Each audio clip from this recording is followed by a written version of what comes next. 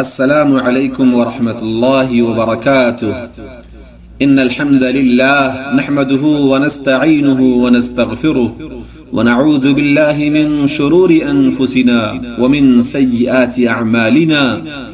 من يهده الله فلا مضل له ومن يضلل فلا هادي له. وأشهد أن لا إله إلا الله وحده لا شريك له وأشهد أن محمدا عبده ورسوله. يا أيها الذين آمنوا اتقوا الله حق تقاته ولا تموتن إلا وأنتم مسلمون. يا أيها الناس اتقوا ربكم الذي خلقكم من نفس واحدة وخلق منها زوجها وبث منهما رجالا كثيرا ونساء واتقوا الله الذي تساءلون به والأرحام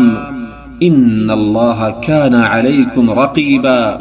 يا أيها الذين آمنوا اتقوا الله وقولوا قولا سديدا يصلح لكم أعمالكم ويغفر لكم ذنوبكم ومن يطع الله ورسوله فقد فاز فوزا عظيما. أما بعد فقد قال الله سبحانه وتعالى: أعوذ بالله من الشيطان الرجيم. بسم الله الرحمن الرحيم. والعصر إن الإنسان لفي خسر إلا الذين آمنوا وعملوا الصالحات وتواصوا بالحق وتواصوا بالصبر.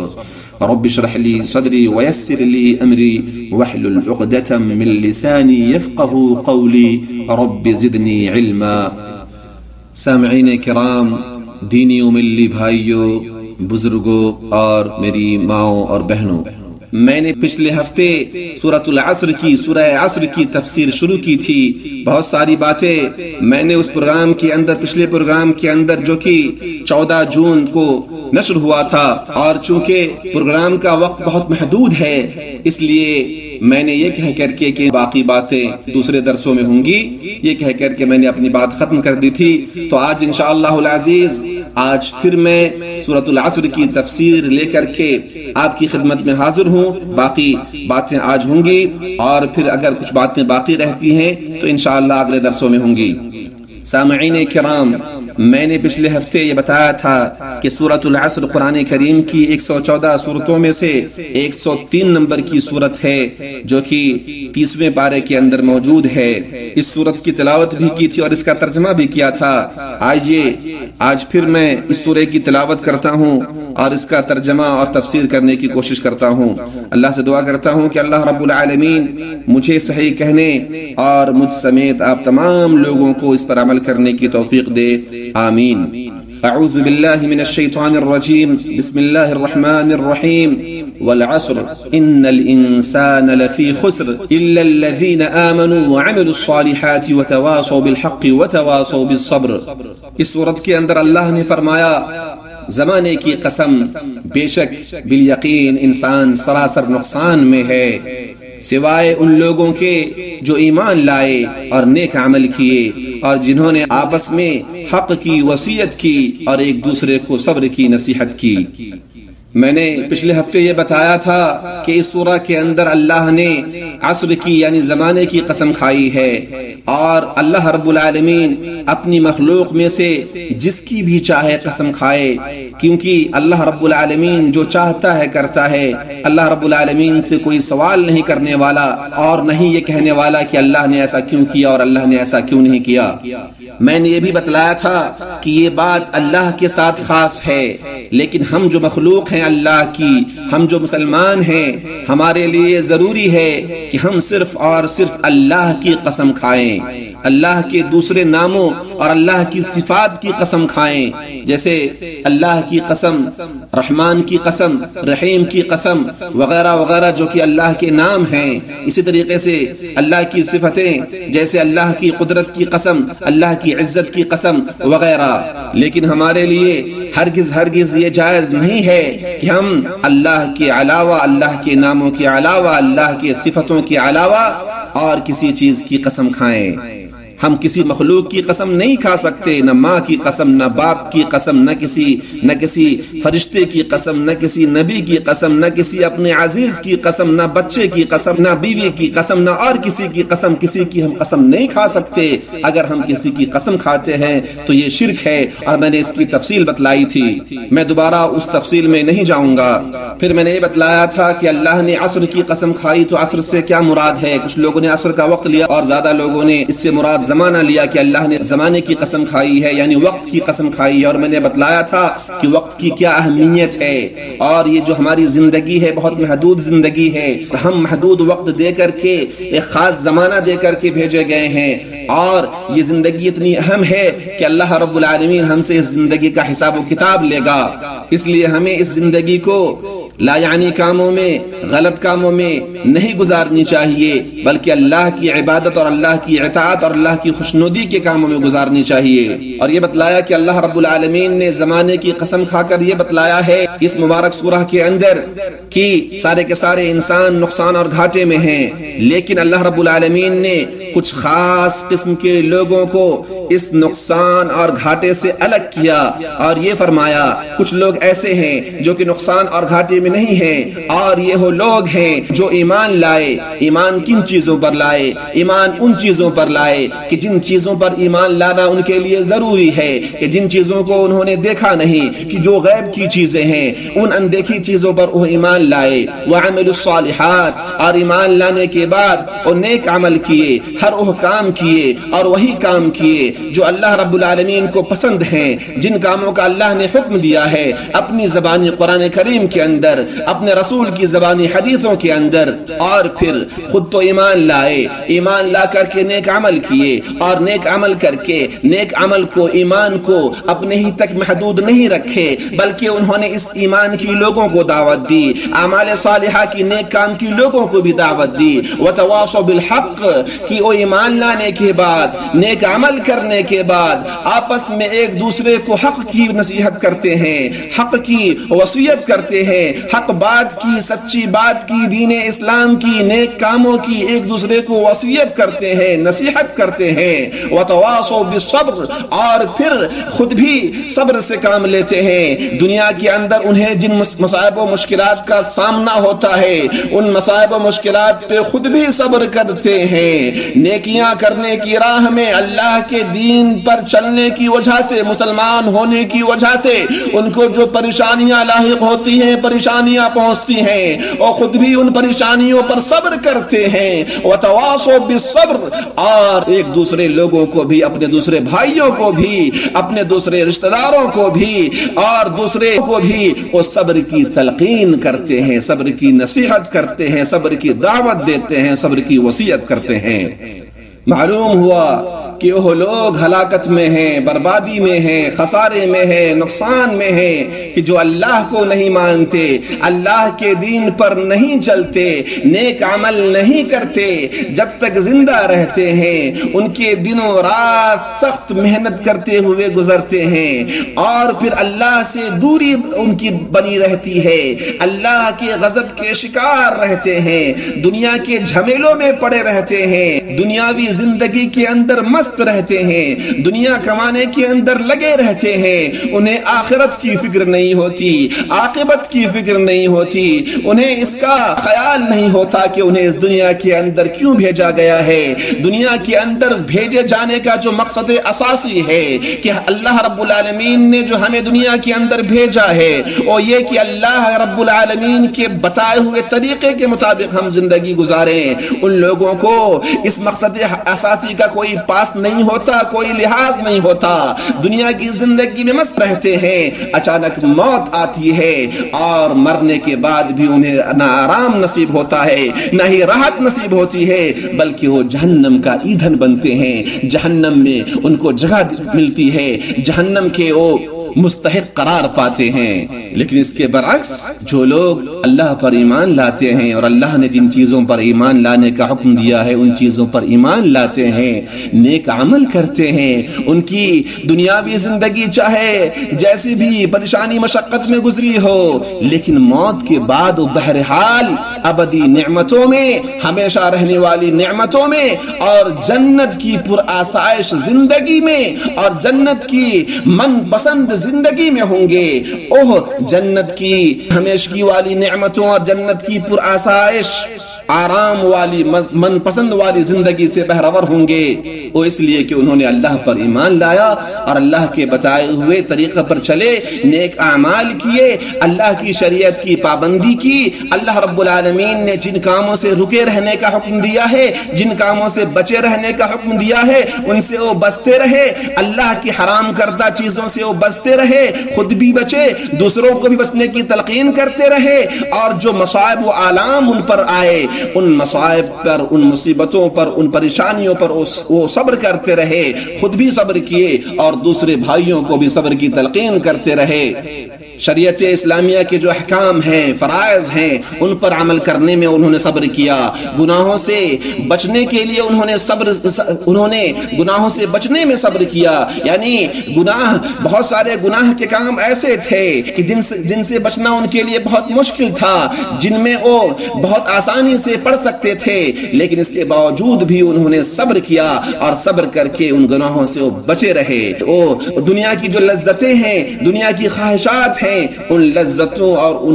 ان خواہشات کی قربانی پر انہوں نے صبر کیا، یعنی ان لذتوں اور ان خواہشات کے پیچھے وہ نہ پڑے، بلکہ صبر کا دامن پکڑ کر کے ان لذات اور ان خواہشات سے وہ دور ہی رہے۔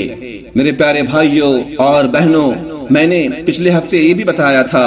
کہ اللہ رب العالمین نے جن لوگوں کو یہ کہا کہ یہ لوگ خسارے اور نقصان اٹھانے والوں میں سے نہیں ہیں، ان کے بارے میں یہ بتایا کہ یہ وہ لوگ ہیں جو ایمان لائے۔ اور ظاہر سی بات ہے، ایمان کون لاتا ہے، یا ایمان جو لاتا ہے وہ کون ہوتا ہے؟ وہ مسلمان ہی ہوتا ہے۔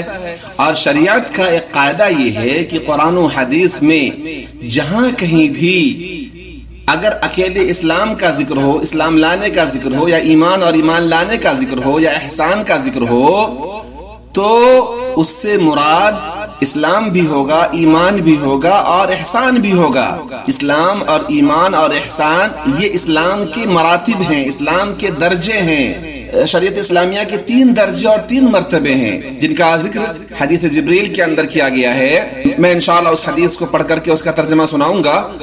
تو اللہ رب العالمین نے جو یہ فرمایا کہ وہ لوگ نقصان اور گھاٹے میں نہیں ہیں جو ایمان لائے، یعنی وہ لوگ جو مسلمان ہوئے، جو مسلمان ہیں، جو کہ اسلام پر عمل کرتے ہیں، اسلام کے ارکان پہ عمل کرتے ہیں، وہ جو کہ مومن ہیں، جو کہ ایمان کے ارکان پر عمل کرتے ہیں، اور وہ جو محسن ہیں، جو کہ احسان کرتے ہیں، جو کہ درجہ احسان پر فائز ہیں۔ آئیے اسلام، ایمان اور احسان کے بارے میں جانتے ہیں۔ چنانچہ مسلم شریف میں ایک بڑی حدیث ہے، بڑی روایت ہے ابن عمر رضی اللہ عنہما سے، وہ کہتے ہیں کہ مجھے میرے والد عمر بن خطاب رضی اللہ عنہ نے بتایا کہ ایک دن ہم رسول اللہ صلی اللہ علیہ وسلم کی خدمت میں حاضر تھے کہ اچانک ایک شخص ہمارے سامنے نمودار ہوا۔ اس کے کپڑے انتہائی سفید اور بال انتہائی سیاہ تھے، اس پر سفر کا کوئی اثر دکھائی دیتا نہ تھا، نہ ہم میں سے کوئی اسے پہچانتا تھا، یہاں تک کہ وہ آ کر نبی اکرم صلی اللہ علیہ وسلم کے پاس بیٹھ گیا اور اپنے گھٹنے آپ کے گھٹنوں سے ملا دیے اور اپنے ہاتھ آپ صلی اللہ علیہ وسلم کی رانوں پر رکھ دیے اور کہا، اے محمد صلی اللہ علیہ وسلم مجھے اسلام کے بارے میں بتائیے۔ رسول اللہ صلی اللہ علیہ وسلم نے فرمایا، الاسلام ان تشہد ان لا الہ الا اللہ وان محمد رسول اللہ صلی اللہ علیہ وسلم وتقیم الصلاة وتؤتی الزکاة وتصوم رمضان وتحج البیت ان استطعت الیہ سبیلا، کہ اسلام یہ ہے کہ تم اس بات کی گواہی دو کہ اللہ تعالیٰ کے سوا کوئی عبادت کے لائق نہیں اور محمد صلی اللہ علیہ وسلم اس کے رسول ہیں، نماز کا اہتمام کرو، زکوٰۃ ادا کرو، رمضان کے روزے رکھو، اور اگر اللہ کے گھر تک یعنی مکہ میں خانہ کعبہ تک راستہ طے کرنے کی استطاعت اور طاقت ہو تو اس کا حج کرو۔ اس نے کہا کہ آپ نے سچ فرمایا۔ حضرت عمر رضی اللہ عنہ نے کہا، ہمیں اس پر تعجب ہوا کہ آپ سے پوچھتا ہے اور خود ہی آپ کی تصدیق کرتا ہے۔ اس نے کہا، مجھے ایمان کے بارے میں بتائیے۔ تو نبی صلی اللہ علیہ وسلم نے فرمایا، ان تؤمن باللہ وملائکتہ وکتبہ ورسلہ والیوم الآخر وتؤمن بالقدر خیرہ وشرہ۔ آپ نے ایمان کے بارے میں فرمایا یہ کہ تم اللہ تعالیٰ، اس کے فرشتوں، اس کی کتابوں، اس کے رسولوں اور آخری دن یعنی قیامت کے دن پر ایمان رکھو اور اچھی اور بری تقدیر پر بھی ایمان لاؤ۔ اس نے کہا کہ آپ نے درست فرمایا۔ پھر اس نے کہا مجھے احسان کے بارے میں بتائیے، تو نبی کریم صلی اللہ علیہ وسلم نے فرمایا ان تعبد اللہ کأنک تراہ فإن لم تکن تراہ فإنہ یراک، کہ احسان یہ ہے کہ تم اللہ تعالیٰ کی عبادت اس طرح کرو گویا تم اسے دیکھ رہے ہو، اور اگر تم اسے نہیں دیکھ رہے تو وہ تمہیں دیکھ رہا ہے۔ اس نے کہا تو مجھے قیامت کے بارے میں بتائیے، تو آپ صلی اللہ علیہ وسلم نے فرمایا مل مسئول عنہا بأعلم من السائل، کہ جس سے اس یعنی قیامت کے بارے میں سوال کیا جا رہا ہے وہ پوچھنے والے سے زیادہ نہیں جانتا۔ تو اس نے کہا تو مجھے اس کی علامات بتلا دیجئے، پہچان بتلا دیجئے۔ تو آپ صلی اللہ علیہ وسلم نے فرمایا ان تلد الامة ربتها وان ترى الحفاة العراة العالة رعاء الشاء يتطاولون في البنيان۔ آپ نے فرمایا علامات قیامت کی علامات یہ ہیں کہ لونڈی اپنی مالکہ کو جنم دے، اور یہ کہ تم ننگے پاؤں ننگے بدن محتاج بکریاں چرانے والوں کو دیکھو کہ وہ اونچی سے اونچی عمارتیں بنانے میں ایک دوسرے کے ساتھ مقابلہ کر رہے ہیں۔ حضرت عمر رضی اللہ عنہ نے کہا پھر وہ سائل چلا گیا، میں کچھ دیر اسی عالم میں رہا، پھر آپ صلی اللہ علیہ وسلم نے مجھ سے کہا اے عمر تمہیں معلوم ہے کہ پوچھنے والا کون تھا؟ میں نے عرض کیا اللہ اور اس کا رسول زیادہ آگاہ ہیں۔ آپ صلی اللہ علیہ وسلم نے فرمایا وہ جبرائیل علیہ السلام تھے، تمہارے پاس آئے تھے، تمہیں تمہارا دین سکھا رہے تھے۔ تو میرے بھائیوں اور بہنوں، اس حدیث میں کہ جسے علماء کرام حدیث جبرائیل کہتے ہیں، اس حدیث کے اندر اسلام، ایمان اور احسان کا ذکر ہے کہ اسلام کسے کہتے ہیں یعنی اسلام کے ارکان کیا ہیں، اور ایمان کسے کہتے ہیں یعنی ایمان کے ارکان کیا ہیں، اور احسان کسے کہتے ہیں۔ تو ان تینوں چیزوں کا اس حدیث کے اندر ذکر ہے۔ علماء کرام یہ کہتے ہیں کہ اگر قرآن و حدیث میں، جیسا کہ میں نے بیان کیا کہ اگر قرآن و حدیث میں اسلام کا، ایمان کا اور احسان کا ایک ساتھ ذکر آئے تو اسلام کا معنی وہی ہوگا جو کہ اس کی ارکان کو شامل ہو، اور ایمان کا معنی وہی ہوگا جو اس کے ارکان کو شامل ہو، اور احسان کا معنی وہی ہوگا جو کہ بتلایا گیا اس حدیث کے اندر کہ تو رب کی عبادت، اللہ کی عبادت ایسے کرے کہ جیسے تو اسے دیکھ رہا ہے، اور اگر تو اللہ کو نہیں دیکھتا تو وہ تو تجھے دیکھتا ہی ہے، دیکھ ہی رہا ہے۔ تو معلوم ہوا کہ اللہ رب العالمین نے جن لوگوں کے کامیاب ہونے کی گواہی دی ہے، جن کے بارے میں اللہ رب العالمین نے یہ فرمایا کہ یہ لوگ نقصان، گھاٹے اور خسارے اٹھانے والوں میں سے نہیں ہیں، یہ وہ لوگ ہیں جو مسلمان ہیں، جنہوں نے اسلام قبول کیا ہے، جو اسلام کو مانتے ہیں، اسلام کے ارکان کو مانتے ہیں، یعنی اس بات کی گواہی دیتے ہیں کہ اللہ رب العالمین ہی عبادت کے لائق ہے، اللہ کے علاوہ کوئی بھی ایسا نہیں ہے جس کی عبادت کی جا سکے، اور جو اس بات کی گواہی دیتے ہیں کہ محمد اکرم صلی اللہ علیہ وسلم اللہ کے آخری رسول ہیں۔ اسی طریقے سے وہ لوگ جو کہ 5 وقت کی نمازیں ادا کرتے ہیں اور زکوٰۃ ادا کرتے ہیں، اگر ان کے اوپر زکوٰۃ فرض ہے تو زکوٰۃ ادا کرتے ہیں، اور رمضان المبارک کے روزے رکھتے ہیں، اور اگر مکہ جا کر کے حج کرنے کی ان کے پاس طاقت ہے تو حج کرتے ہیں۔ گویا کہ جو لوگ ارکان اسلام کو مانتے ہیں اور پھر ارکان ایمان یعنی اللہ کو مانتے ہیں، اللہ کو مانتے ہیں کہ اللہ رب العالمین موجود ہے، اللہ ہی رب ہے، اللہ ہی معبود ہے، اللہ ہی خالق و مالک ہے، اللہ کے جو نام خاص ہیں، اللہ کی اللہ کے جو نام ہیں، اللہ کی جو صفات ہیں وہ اللہ ہی کے ساتھ خاص ہیں، اور جو یہ مانتے ہیں، اس بات پر ایمان رکھتے ہیں کہ اللہ رب العالمین نے اپنی ایک مخلوق بنائی ہے جسے فرشتہ کہا جاتا ہے، یعنی فرشتے بھی اللہ کی مخلوق ہیں، اور پھر جو اس بات پر ایمان رکھتے ہیں، اس بات کو مانتے ہیں کہ اللہ رب العالمین نے انسانوں کی رشد و ہدایت کے لیے انسانوں کو اللہ رب العالمین کا طریقہ اور راستہ اور دین اور دھرم بتلانے کے لیے اللہ رب العالمین نے اس دنیا کے اندر آسمان سے کتابیں نازل فرمائی ہے۔ جیسے توریت، زبور، انجیل اور آخری میں قرآن مجید. اسی طریقے سے وہ اس بات پر ایمان رکھتے ہیں کہ اللہ رب العالمین نے انسان و جنات کی رشد و ہدایت کے لیے بہت سارے رسول اور نبی بھیجے ہیں. وہ نبی انسان تھے اور اللہ رب العالمین نے اپنی وحی بھیج کر کے ان کے پاس ان کو نبی بنایا اور ان کے ذریعے سے دنیا والوں تک اپنا پیغام پہنچایا. تو اللہ رب العالمین نے جن کو اپنا رسول بنا کر کے بھیجا وہ کئی ایک ہیں. یہ نوح علیہ السلام ہیں، ابراہیم علیہ السلام ہیں، موسیٰ علیہ السلام ہیں، عیسیٰ علیہ السلام ہیں، اور ہمارے نبی محمد اکرم صلی اللہ علیہ وسلم آخری نبی ہیں جو سب سے اخیر میں آئے اور جن کی رسالت اور جن کی نبوت قیامت کے دن تک کے لیے ہے. یعنی اب جو بھی دنیا کے اندر ہے سب کے اوپر نبی کریم صلی اللہ علیہ وسلم کو ماننا اور آپ کی لائی ہوئی شریعت کے مطابق چلنا سب کے اوپر فرض ہے، سب کے اوپر واجب ہے. کامیابی اسی میں ہے کہ سارے کے سارے لوگ نبی اکرم محمد اکرم صلی اللہ علیہ وسلم کی لائی ہوئی شریعت پہ عمل کریں اور ہمارے نبی محمد اکرم صلی اللہ علیہ وسلم کو نبی و رسول مانیں. اسی طریقے سے ایمان کے ارکان میں سے یہ بھی ہے کہ آخرت کے دن پر ایمان رکھے، آخرت کی زندگی پر ایمان رکھے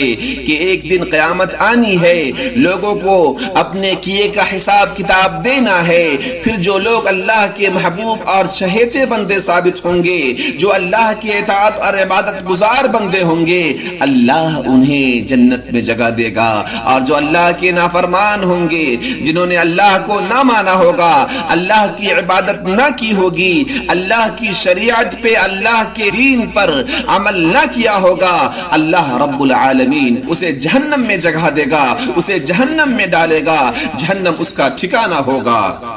اسی طریقے سے ایمان کے ارکان میں سے یہ بھی ہے کہ انسان اچھی اور بری تقدیر پر ایمان رکھے کہ اس کے ساتھ جو کچھ ہو رہا ہے، اچھا ہو رہا ہے تو بھی، برا ہو رہا ہے تو بھی، یہ اللہ رب العالمین کی طرف سے مقدر ہے. اللہ رب العالمین نے اس کی قسمت میں لکھ دیا ہے کہ اس کے ساتھ کیا اچھا ہونا ہے اور کیا برا ہونا ہے. تو تقدیر پر ایمان رکھے. میرے بھائیوں، اسلام کے مراتب اور اسلام کے درجات میں سے جو تیسرا درجہ اور سب سے اعلیٰ درجہ ہے وہ احسان کا ہے. اور احسان یہ ہے کہ انسان مومن مسلمان اللہ کی عبادت اس طرح سے کرے کہ اللہ رب العالمین کو دیکھ رہا ہے. اب ظاہر سی بات ہے جو اللہ رب العالمین کو دیکھے یا جو یہ سوچے کہ اللہ رب العالمین کو دیکھ رہا ہے، جو کہ قادر مطلق ہے، جو کہ معبود ہے، کہ جس کی عبادت ہمیں کرنی ہے، کہ جس کا حکم ہمیں ماننا ہے، جو کوئی یہ سوچ کر کے اللہ کی عبادت کرے کہ اللہ کو وہ دیکھ رہا ہے، ظاہر سی بات ہے کہ اس کا ایمان اور اس کا اسلام بہت ہی زیادہ بلند ہوگا. تو جس کسی کے اندر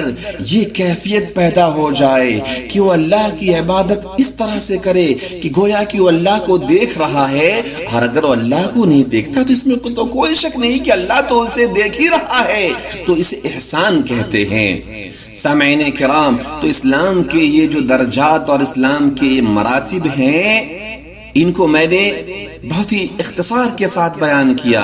ضرورت اس بات کی ہے کہ اس کو میں ذرا تفصیل سے بیان کروں تو انشاءاللہ العزیز اگلے درس میں یہ بتاؤں گا کہ اسلام کے ارکان کیا ہیں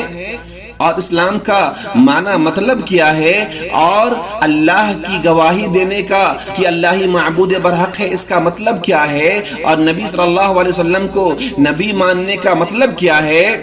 اسی طریقے سے اسلام کے دوسرے ارکان پر روشنی ڈالوں گا، اور پھر ایمان کی تعریف کر دی، ایمان کے بارے میں بتلا دیا، لیکن اللہ پر ایمان لانے کا مطلب کیا ہے، اور اللہ اور ایمان کے جو دوسرے ارکان ہیں ان پر ایمان لانے کا مطلب کیا ہے، اس کو ذرا ڈیٹیل سے اور تفصیل سے بیان کروں گا. اور پھر انشاءاللہ العزیز سورہ تفسیر میں، سورہ عصر میں وارد جو دوسری صفات ہیں کامیاب ہونے والوں کی اور خسارہ اور نقصان نہ اٹھانے والوں کی، انشاءاللہ العزیز ان صفات پر بھی روشنی ڈالوں گا. اللہ رب العالمین سے دعا ہے کہ اللہ رب العالمین ہمیں دین سیکھنے کی توفیق دے اور دین سیکھ کر دین پر عمل کرنے کی توفیق دے. آمین. تقبل یا رب العالمین. اللهم صل وسلم وبارك على نبينا محمد وعلى آله وصحبه أجمعين برحمتك يا أرحم الراحمين. والسلام عليكم ورحمة الله وبركاته.